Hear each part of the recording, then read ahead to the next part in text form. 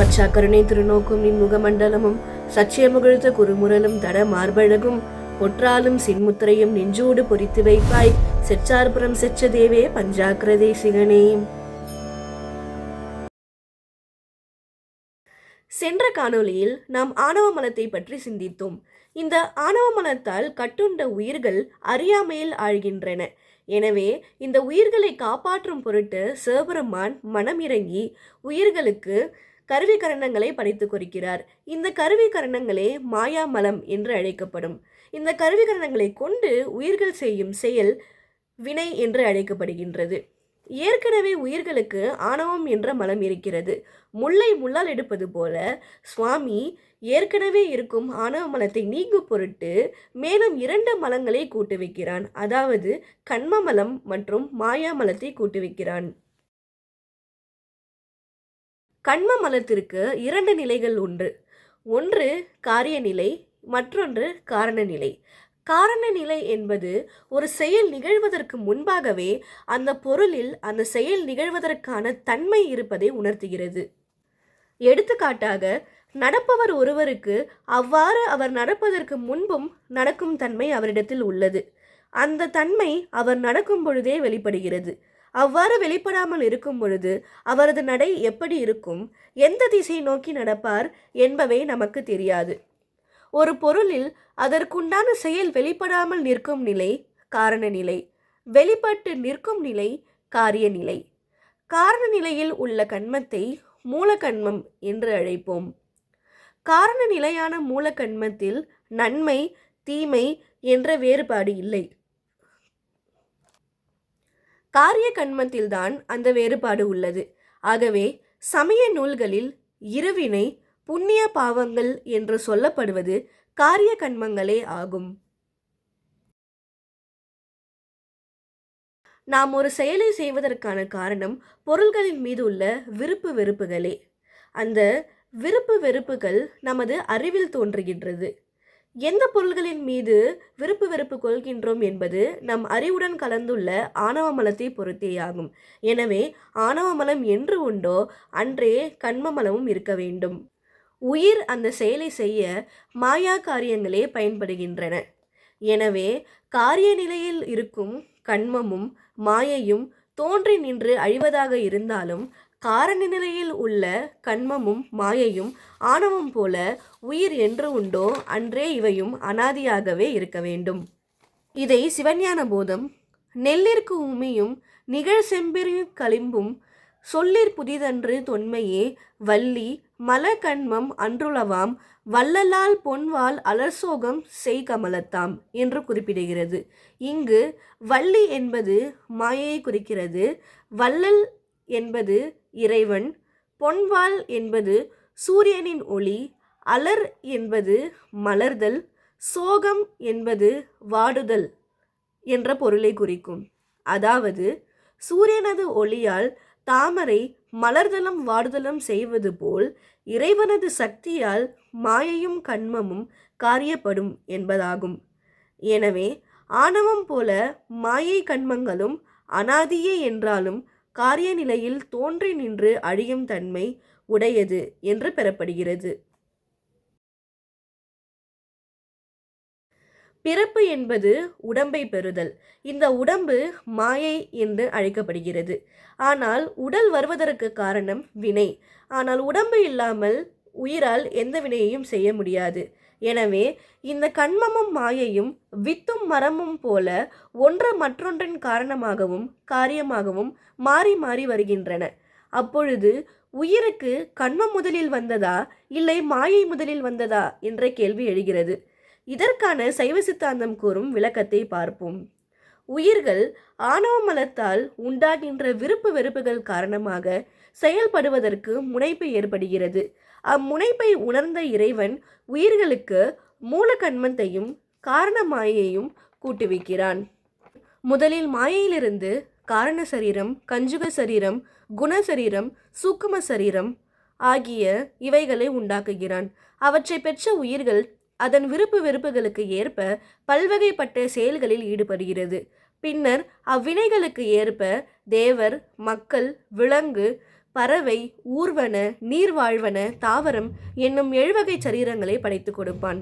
அதனால் உயிருக்கு பிறப்பால் வினையும் வினையால் பிறப்பும் என்று மாறி மாறி தோன்றும்.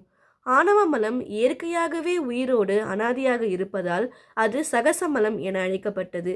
ஆனால் மாயை கண்மங்கள் ஆணவமலம் நீங்க இறைவனே கூட்டி வைப்பதாலும் இடை வந்ததாலும் அது ஆகந்துக மலம் என அழைக்கப்படுகிறது. ஆணவம் நமக்கு நேர்பகையாக இருப்பதால் அது பிரதிபந்தம் என்றும், கண்மம் அதன் வழியாக வருவதால் அது அனுபந்தம் என்றும், கண்மத்தால் தொடர்பு பட்டு நிற்பதால் மாயை சம்பந்தம் என்றும் அழைக்கப்படுகின்றன.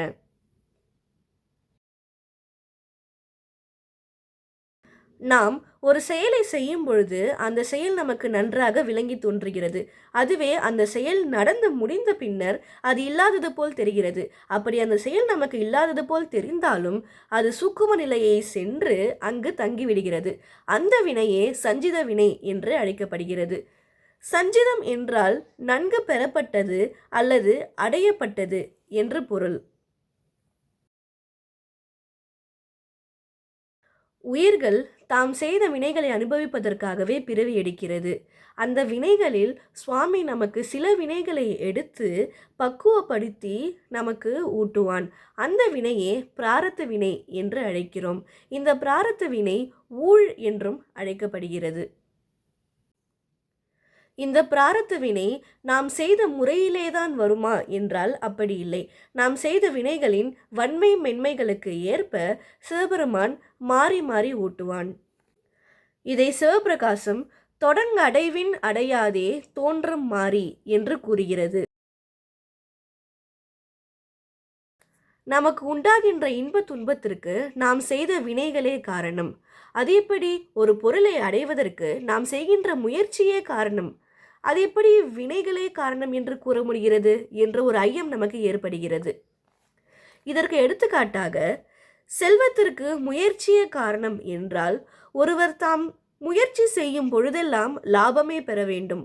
ஆனால் மாறாக சில சமயம் முயற்சி செய்தாலும் இழப்பு ஏற்படுவதை நம்மால் காண முடிகிறது. இதனை கிணறு வெட்ட பூதம் புறப்பட்டது, பிள்ளையார் பிடிக்க குரங்காய் முடிந்தது என்ற பழமொழிகளும் வலியுறுத்துகின்றன. ஆகவே உயிர்கள் அடையும் நன்மை தீமைகளுக்கு அப்பொழுது செய்யும் செயல் ஒரு முன்னிலையே ஆகும். அது உண்மை காரணம் அல்ல. உண்மை காரணம் என்பது நாம் செய்த வினைகளே என்று பெறப்படுகிறது.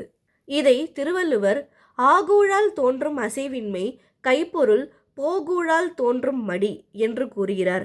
அதாவது செல்வத்திற்கு காரணமான முயற்சி, வறுமைக்கு காரணமான சோம்பல் ஆகிய இவைகளுக்கு வினை காரணமாக நிற்கிறது என்பது பொருளாகும்.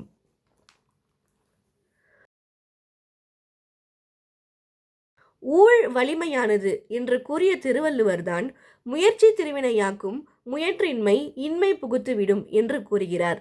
அப்பொழுது ஊழ் வலிமையுடையதா, நாம் செய்கின்ற முயற்சி வலிமையுடையதா என்ற ஒரு ஐயம் ஏற்படுகிறது. இதனை ஒரு எடுத்துக்காட்டுடன் பார்ப்போம். பயிர் விளைவதற்கு வித்தே முதற் காரணம். நீர், நிலம், வெப்பம், காற்று, உரம் முதலியவை துணை காரணங்களே. அதுபோல நாம் செய்த ஊழ் அல்லது வினை முதற் காரணம். நாம் செய்கின்ற முயற்சி துணை காரணம். அதனால்தான் சிலர் சிறு முயற்சி செய்தாலும் பெரும் பயனடைகிறார்கள், சிலர் பெருமுயற்சி செய்தாலும் சிறு பயனை அடைகிறார்கள். இதை திருவள்ளுவர் தெய்வத்தால் ஆகாதெனினும் முயற்சி தன் மெய்வருத்த கூலி தரும் என்கிறார். அதாவது ஊழ் இல்லாத பொழுது உடல் வருந்தியதற்கு கூலி போல சிறு பயனே கிடைக்கும் என்கிறார். நாம் செய்த வினைகளை அனுபவிப்பதற்காக இந்த பிறவி எடுக்கின்றோம். இருந்தாலும் அந்த வினையை அனுபவிக்கும் பொழுதே மேலும் பல வினைகளை செய்கின்றோம். அந்த வினையே ஆகாமிய வினை எனப்படுகிறது. முற்பிறவியில் செய்த வினைகளை இந்த பிறவிலேயே அனுபவித்து விட்டால் அடுத்த பிறவிக்கு வினைகளே இருக்காது என்ற எண்ணம் நமக்கு தோன்றலாம். ஆனால் ஒரு பிறவியில் செய்த வினைகள் முழுவதுமாக இந்த பிறவியில் நமக்கு அனுபவமாக வருவதில்லை. சஞ்சிதத்திலிருந்து சில வினைகளையே இறைவன் பக்குவப்படுத்தி நமக்கு இந்த பிறவியில் ஊட்டுகிறான். எனவே எஞ்சிய வினைகள் சஞ்சிதத்தில் நிலையாக நிற்கின்றன. மேலும் நாம் ஒரு வினையை அனுபவிக்கும் பொழுது மேலும் சில வினைகளை செய்கிறோம். இந்த நிலை நாசோற்பத்தி எனப்படுகிறது. அதாவது நாசத்தில் உற்பத்தியாவது என்பதாகும். ஆற்று வெள்ளத்தில் நீர் ஒரு நொடி நேரம் கூட ஓய்வில்லாமல் ஓடிக்கொண்டிருக்கிறது. முன்னர் பார்க்கப்பட்ட நீர் அடுத்த நொடியில் அங்கு இல்லை. அப்படி இருந்தாலும் வெள்ளம் இருந்து கொண்டுதான் இருக்கிறது. இந்த நிலை பிரவாக அனாதி என்று அழைக்கப்படுகிறது. அதுபோல நாம் செய்யும் வினைகள் தோன்றி நின்று அழிந்தாலும் முடிவின்றி இருப்பதாகவே உள்ளது. இதை சிவஞான சித்தியார் இருவினை அனாதி ஆதி இயற்றலால் நுகர்வால் அந்தம் என்று கூறுகிறது. சிவப்பிரகாசம் நன்னீடும் உருவதனுக்கு ஏதுவாகி நானா போகங்களாய் நாசோற்பத்தி பணிவரும் ஆதலால் அனாதியாகி என்று கூறுகிறது. மேலும் நாசோற்பத்தி அதற்கு மேலைக்கு வித்துமாகி விளைந்தவை உணவுமாகி ஞாலத்து வருமா போல என்று ஓமை கூறுகிறது.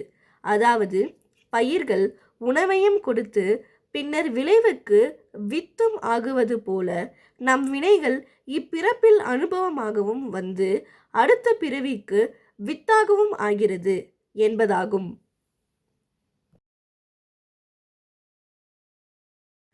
வினை என்பது நாம் உடலால் செய்வது மட்டுமல்ல, வாக்கினால் சொல்வதும் மனதினால் நினைப்பதும் கூட வினையாகும். ஆகவே வினை என்பது மானதம், வாசிகம், காயிகம் என்ற 3 வகையாலுமே நிகழும். அறிந்து செய்யும் வினை புத்தி பூர்வம் என்றும் அறியாது செய்யும் வினை அபுத்தி பூர்வம் என்றும் சொல்லப்படும். அறியாது செய்யும் வினைகளுக்கு கழுவாய் அல்லது பிராயச்சித்தம் உண்டு. அறிந்து செய்யும் வினைக்கு அது இல்லை என்பார்கள்.